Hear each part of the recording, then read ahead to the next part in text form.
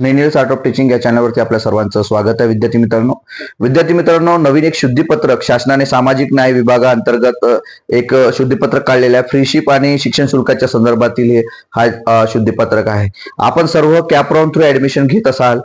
कोणते पदवी असेल किंवा पदव्युत्तर असेल म्हणजे पीजी किंवा युजी या दोन्ही कोर्सेसला तुम्ही जर संपूर्ण महाराष्ट्रात कुठेही ऍडमिशन घेत असाल, मग ते प्रायव्हेट कॉलेजेस असो किंवा कायम प्रायव्हेट असो, तरी सुद्धा आपल्याला या फ्रीशिपचा फायदा होणार आहे. त्याकरिता शासनाने एक नवीन शुद्धीपत्रक काढलेलं आहे आणि ते कालच शुद्धीपत्रक काढले आहे. या शुद्धीपत्रकाच्या माध्यमातून जर कॉलेज तुमच्याकडनं फीज मागवत असेल तर नक्कीच तुम्ही त्या कॉलेजवरती कायदेशीर कारवाई करू शकता, फौजदारी गुन्हा दाखल करू शकता. त्या पद्धतीनं हे जी आर तुम्हाला उपलब्ध आपल्याकडे आहे. आणि महत्वाचा विषय, हा जी आर काय असणार आहे या संपूर्ण पुढील व्हिडिओमध्ये आपण माहिती बघा, ज्या माध्यमातून तीन ज्या काही पॉइंट्स आहेत ते बदल केलेले आहेत. 4, 5 आणि 6 पॉइंट नंबर बदल केलेला आहे आणि त्या विविध जी आरचा त्या ठिकाणी संदर्भ दिलेला आहे. आणि याच माध्यमातून आपण आपली फ्रीशिप आणि शिक्षण शुल्क नक्कीच वाचवणार आहात. विद्यार्थी मित्रांनो, बघा या व्हिडिओच्या माध्यमातून. नेनियल्स आर्ट ऑफ टीचिंग या चॅनलवरती आपल्या सर्वांचं स्वागत आहे. विद्यार्थी मित्रांनो, सर्व विद्यार्थ्यांना जे टेक्निकल एज्युकेशन घेणार आहे, व्यावसायिक शिक्षण घेणार आहे, सर्व विद्यार्थ्यांकरिता ही आनंदाची बातमी असणार आहे. विद्यार्थी मित्रांनो, जे सामाजिक न्याय व विशेष सहाय्य विभागामार्फत आपले जे काही विद्यार्थी आहेत त्या सर्व विद्यार्थ्यांकरिता एक नवीन शुद्धीपत्रक काढलेलं आहे शासनाने. आणि हा कालचा शुद्धीपत्रक असल्यामुळं आपल्या सर्व विद्यार्थ्यांना आनंदाची बातमी आहे. फ्रीशिपच्या संदर्भातील ही बातमी असणार आहे. काय असणार आहे हा शासन निर्णय आणि शुद्धीपत्रक ते आपण या ठिकाणी बघणार आहोत. बघा विद्यार्थी मित्रांनो, राज्यातील मान्यताप्राप्त खाजगी विनाअनुदानित, बघा प्रायव्हेट कॉलेजेस कायम विनाअनुदानित आणि जे कायम प्रायव्हेट आहेत, शिक्षण संस्थांमधील व्यावसायिक अभ्यासक्रमांसाठी म्हणजे प्रोफेशनल एज्युकेशन प्रवेश घेणाऱ्या अनुसूचित जाती म्हणजे SC, विमुक्त जमाती म्हणजे विजे आणि भटक्या जमाती म्हणजे विजे जे आहेत ते विजे NTD वगैरे जे आहे. नंतर OBC आणि विशेष मागास प्रवर्ग म्हणजे SBC विद्यार्थ्यांच्या शैक्षणिक शुल्काच्या प्रतिपूर्तीची योजना लागू करण्याबाबत. म्हणजे यात कोण आहे तर SC आहे, OBC आहे, नंतर NT आहे, नंतर विजेसुद्धा आहे आणि आपले SBC बांधवसुद्धा आहे. म्हणजे या सर्व कॅटेगरीतील विद्यार्थ्यांकरिता हे परिपत्रक आहे. प्रतिपूर्तीची योजना, जे शैक्षणिक शुल्क जे आहे कॉलेज आपल्याकडून घेतात आणि आपल्याकडून मागतात पण, याच्या संदर्भातले हे परिपत्रक आहे. हे परिपत्रक जर तुम्ही कॉलेजला दाखवलं तर नक्कीच तुमचे ते पैसे वाचू शकतात आणि तुम्हाला फीज पण द्यावं लागणार नाही विद्यार्थी मित्रांनो. कारण आपल्या वतीनं जे आहे ते आपलं डिपार्टमेंट हे फीज परत करणार आहे, हे सुद्धा लक्षात घ्यायचं आहे. बघा काय दिलेलं आहे या जी आरमध्ये. महाराष्ट्र राज्य म्हणजे महाराष्ट्र शासन सामाजिक न्याय व विशेष सहाय्य विभाग. बघा कालचंच हे परिपत्रक आहे, शुद्धीपत्रक आहे. 18 जून 2025चं हे परिपत्रक आहे, ताजं परिपत्रक आहे. संदर्भ काय दिलेला आहे बघा, संदर्भ याच ऑफिसचा असला. सामाजिक न्याय विशेष विभाग शासन निर्णय आहे, आदिवासी विकास विभागाचा आहे. नंतर आदिवासी विकास विभागाचा शासन निर्णय आहे जो शिष्यवृत्ती संदर्भातले आहे. आणि सामाजिक न्याय विशेष विभागाचा शासन निर्णय आहे जो 2024चा आहे. म्हणजे असे 3 ते 4 शासन निर्णय स्कॉलरशिप संदर्भातले आहे, फ्रीशिप संदर्भातली आहे. तरी आपले कॉलेजेस आपल्याला ऐकत नाही. त्यासाठी पुन्हा एक परिपत्रक शुद्धीपत्रक काढलेलं आहे. जर या परिपत्रकानं आपलं कॉलेज ऐकत नसेल तर आवर्जून आपल्याला फौजदारी गुन्हा कॉलेजवर करता येतं, हे लक्षात घ्यायचं आहे. बघा शुद्धीपत्रकमध्ये काय दिलेलं आहे. सुधारणा 2018-19 पासून राज्य शासनाने राज्यातील सर्व विभागाच्या शिष्यवृत्ती योजनाकरिता विकसित केलेले महाडीबीटी पोर्टल राज्यातील अनुसूचित जाती प्रवर्गातील विद्यार्थ्याचे कॅपद्वारे विविध राऊंडमध्ये झालेले प्रवेश, CET सेलने कॅप राऊंड प्रवेशासोबत केलेल्या विविध सुधारणा तसेच महाडीबीटी प्रणालीमध्ये कॅप राऊंडच्या माहितीची थेट उपलब्धता आदिवासी विकास विभाग, इतर मागास व बहुजन कल्याण विभाग यांनी योजनेअंतर्गत नियमित केलेले शासन निर्णय, त्या अनुषंगाने प्रधान सचिव यांच्या अध्यक्षतेखाली दिनांक 6/5/2025 म्हणजे गेल्या महिन्यातील रोजी पार पडलेल्या या बैठकीत झालेल्या चर्चेच्या अनुषंगाने राज्य शासनाच्या शिक्षण शुल्क परीक्षा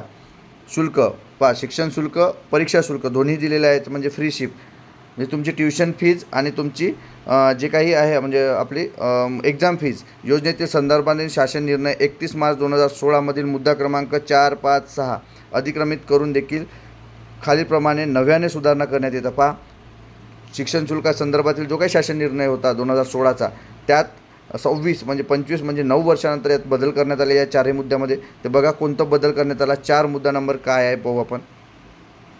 4 मुद्दा क्रमांक आहे, राज्यातील अनुसूचित जाती प्रवर्गातील विद्यार्थ्यांनी शासनाच्या केंद्रीभूत म्हणजे कॅप राऊंड कोणत्याही राऊंडद्वारे अलॉट झालेल्या अथवा केंद्रीभूत प्रवेश प्रक्रिया पूर्ण झालेल्या रिक्त राहिलेल्या जागांवर प्रवेश नियंत्रण समितीने मान्यता दिलेल्या संस्था स्तरावर प्रवेश घेतलेल्या विद्यार्थ्यांना या योजनेचा लाभ लागू राहील. लक्षात घ्यायचं आहे, ज्या विद्यार्थ्यांना इन्स्टिट्यूशनल राऊंडमध्ये जरी तुम्हाला ॲडमिशन भेटत असेल कॅपनंतर, तरी पण तुम्हाला हे भेटायला पाहिजे अशी या ठिकाणी नमूद आहे. म्हणजे SC जे काही विद्यार्थी आहेत आपले ते सर्व SC अनुसूचित जाती प्रवर्गातील विद्यार्थ्यांना, कारण आपल्याकडून फीस घेतली जाते जे इन्स्टिट्यूशनल राऊंडमधून आपण ॲडमिशन केली तर.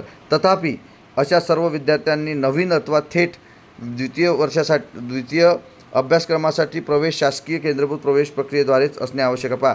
कॅप राऊंड थ्रूच तुम्हाला ॲडमिशन घेणं गरजेचं आहे. स्पॉट ॲडमिशन किंवा मॅनेजमेंट थ्रू जर तुम्ही गेलात तर तुम्हाला या योजनेचा लाभ घेता येणार नाही. हे नमूद करून घ्या विद्यार्थी मित्रांनो, नाहीतर तुम्ही मला अजून फोन कराल. हे लक्षात घ्यायचं आहे. ह्या GRमध्ये जसं दिलं आहे तसं आपण सांगतो आहे.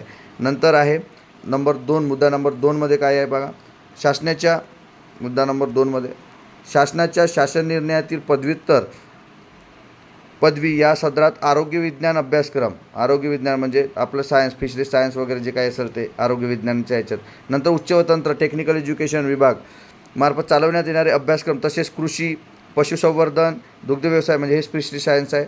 आणि नंतर आपलं आरोग्य विभाग, नंतर विकास विभाग, मत्स्य व्यवसाय यांच्या मार्फत चालवण्यात येणाऱ्या ज्यांचे प्रवेश केंद्रीभूत म्हणजे कॅप राऊंड थ्रू अथवा संबंधित यंत्रणेद्वारे घेण्यात येणाऱ्या मान्यताप्राप्त प्रवेश प्रक्रियेद्वारे पार पाडले जातात अशा पदव्युत्तर पदवी अभ्यासक्रमाचा समावेश करण्यात येतात. यात जेवढे काही PGचे कोर्सेस आहेत, जेवढे काही तुमचे UGचे जे प्रोफेशनल कोर्स आहेत ना, त्याच्या पुढे PGचे कोर्सेस आहेत, त्यांच्यासाठी जेही कॅप राऊंड सुरू असते, जसं MAD असेल, आपलं MTech असेल, असे जरी कॅप राऊंड जरी सुरू असेल तुमचं, तरी यासाठी पदव्युत्तरसाठी सुद्धा ह्या योजनेचा लाभ लागू राहील असं त्या ठिकाणी म्हटलेलं आहे.